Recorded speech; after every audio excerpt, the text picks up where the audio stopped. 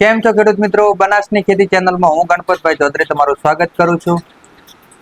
અમારી channel subscribe ના કરી તો સબસ્ક્રાઇબ જરૂર કરો અને તેની બાજુમાં આપેલું બેલનું આઇકોન છે તે જરૂર દબાવો, જેથી કરીને અમારા આવનારા તમામ વિડીયોનું નોટિફિકેશન સૌથી પહેલા તમને મળી શકે.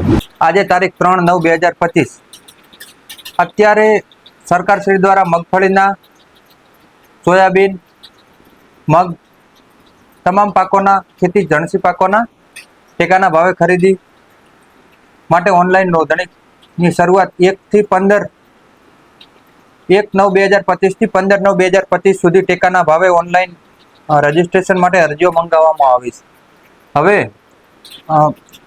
અત્યારે ખેડૂતો રજીસ્ટ્રેશન કરવા જાય ત્યારે અત્યારે પ્રોબ્લેમ આવી રહ્યો છે. ઓનલાઈન રજીસ્ટ્રેશનમાં પ્રોબ્લેમ આવી રહ્યો છે. 7, 12 અને 8 આની નકલમાં પણ પ્રોબ્લેમ આવી રહ્યો છે. તે ઘણા ખેડૂતોને પ્રશ્ન છે. સરકાર પણ તેના માટે જરૂરી પગલાં લઈ રહી છે. ઓનલાઈન સર્વર ક્રેશ થઈ ગયું છે 2-3 દિવસથી. અમુક જગ્યાએ ખેડૂતો ફોર્મ પણ ભરી રહ્યા છે. અમુક જગ્યાએ પ્રોબ્લેમ પણ સામનો કરવો પડ્યો છે. આ વર્ષે મગફળીના ટેકાના ભાવો વધુ હોય, 1452 રૂપિયા પ્રતિ 20 કિલોના ભાવે ખરીદી કરવાની હોય. બજારમાં પૂરતા ભાવો નથી મળતા. સરકાર વહેલા તે પહેલાના ધોરણે ખરીદી કરી રહી છે. ગઈ સાલ 4000 પ્રતિ ખેડૂત 4000 કિલોની ખરીદી કરવામાં આવી હતી. આ સાલ પણ આશા રાખીએ છીએ કે સરકાર લગભગ 4000 કિલો પ્રતિ ખેડૂત ખરીદી કરવામાં આવશે. તેમજ અત્યારે ઘણા ખેડૂતોને પ્રશ્ન હોય છે કે આગળ શિયાળુ સિઝન છે, તો શિયાળુ સિઝન હોવાથી સ્વાભાવિક છે કે દરેક ખેડૂતને પૈસાની જરૂરિયાત રહેતી હોય છે. નવા બિયારણ ખરીદવા, દવા ખરીદવા, ખાતર ખરીદવા. તો ખેડૂતો વહેલા ફોર્મ ભરવા માટે આશા રાખતા હોય છે તમામ ખેડૂતો, અને સ્વાભાવિક છે કે ભાઈ જેટલું વહેલું ફોર્મ ભરાય તો વહેલી ખરીદી થઈ અને વહેલા પેમેન્ટ ખાતામાં આવે. અત્યારે વધુ પડતો ઘસારો હોવાથી આ વર્ષે સરકારે વીસી મારફતે તો ઓનલાઈન અરજી મંગાવી છે, એટલે બીજે ક્યાંય ઓનલાઈન નોંધણી થતી નથી. નાફાયડના ઈ સમૃદ્ધિ પોર્ટલ ઉપર રજીસ્ટર નોંધણી થઈ રહી છે. તો એવા સમયે ખેડૂતોને સામનો કરી રહેવો પડે છે સમસ્યાનો. કૃષિ મંત્રીએ પણ જણાવ્યું કે 1/9 થી 15/9 સુધીની તારીખ છે. જો તમામ ખેડૂતો રજીસ્ટ્રેશન નહીં કરી શકે તો આગળ જરૂર હશે તો તારીખ પણ લંબાવશો. અમુક જગ્યાએ પ્રોબ્લેમનો સોલ્વ કરવો થઈ ગયા છે, અમુક જગ્યાએ હજી પણ પ્રશ્નો આવી રહ્યા છે. તો વીસી વિના મૂલ્યે નોંધણી કરશે આ વખતે. કોઈ પણ ચાર્જ વીસીને ચૂકવવાનો રહેશે નહીં. તમારા વિસ્તારમાં કોઈ ચાર્જ લેવામાં આવતો હોય તો તમે કોમેન્ટમાં અવશ્ય જણાવજો. તેમજ હવે વધારે પડતા 7, 12 અને 8 આની નકલ ફરજિયાત છે, કેમ કે રેવન્યુ તલાટી શ્રી દ્વારા પણ જે ડિજિટલ ક્રોપ સર્વે કરવામાં આવી રહ્યો છે, તેની અંદર તલાટી શ્રીના સહી સિક્કા જરૂર છે. એટલે નવા 7, 12, 8 ની જરૂર છે. તો તેના માટે પણ સાઈઝ જે તેની વેબસાઇટ છે તે પણ ક્રેશ થઈ ગઈ છે. ઘણી જગ્યાએ એનો પણ પ્રોબ્લેમ સોલ્વ થઈ ગયો છે.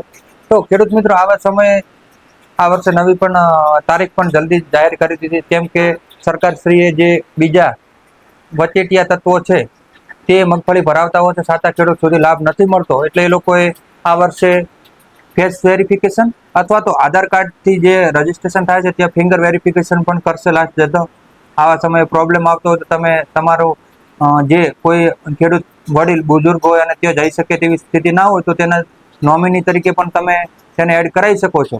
તો અત્યારે આ સરકારે સારો એવો પ્રયત્ન પણ કર્યો છે, પણ તેની અંદર હજી પણ એક પ્રોબ્લેમ છે. શાયદ વચેટિયા જેને ખોટું જ કરવું છે એ લોકો પણ તે ભરાઈ શકે છે નોમિની તરીકે. પણ એના માટે પણ સરકાર શ્રી કંઈક આયોજન કરશે, કેમ કે એક જ વ્યક્તિ એક જ જગ્યાએ નોમિની થઈ શકે, કોઈ પણ થાય. પણ કૃષિ મંત્રી દ્વારા આપણને એક સારા પ્રયાસો કરવામાં આવી રહ્યા છે, કેમ કે તેમના રાઘવજી પટેલ આયા પછી ખેડૂતોને જલ્દી પેમેન્ટ પણ મળતું થયું છે.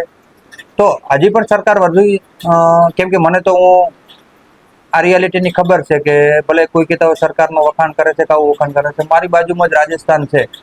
આપણાથી લગભગ 2-2, 3-3 મહિના મોડી ખરીદી ચાલુ થતી હોય છે અને કાયદેસર ખેડૂતો માલ વેચી દીધો હોય છે.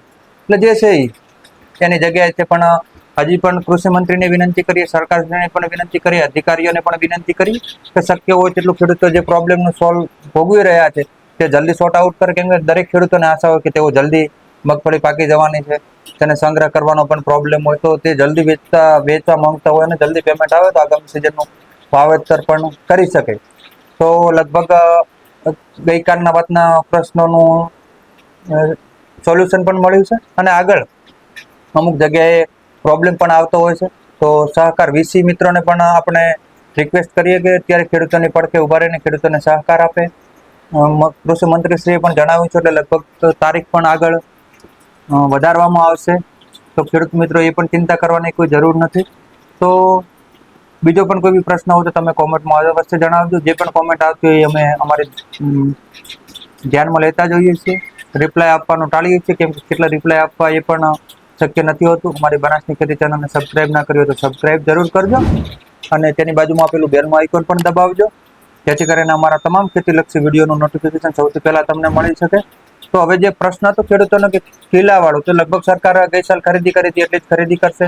કોઈને બીજો પણ પ્રશ્ન હોય તો કે ખાતેદાર તરીકે 4 વ્યક્તિ હોય અને 4 ભાઈઓ અલગ અલગ રહેતા હોય તો તેમાં પણ 4 ફોર્મ ભરી શકશે.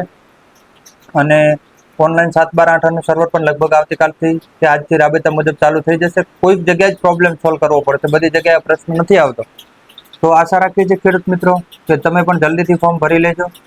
કોઈ પણ ફોર્મ ભરવામાં ઉતાવળ પણ ના કરતા, ભલે ધીરે ભરાય તો પછી જ્યારે સરકારશ્રી દ્વારા પૂરું ફોર્મ ભરાશે તેટલી ખરીદી પણ કરવામાં આવશે તેવું તેમણે જણાવ્યું હતું. અને બીજો પણ કોઈ પ્રશ્ન હોય તમારો તો તમે કોમેન્ટમાં અવશ્ય લખી જણાવી શકો છો. આભાર.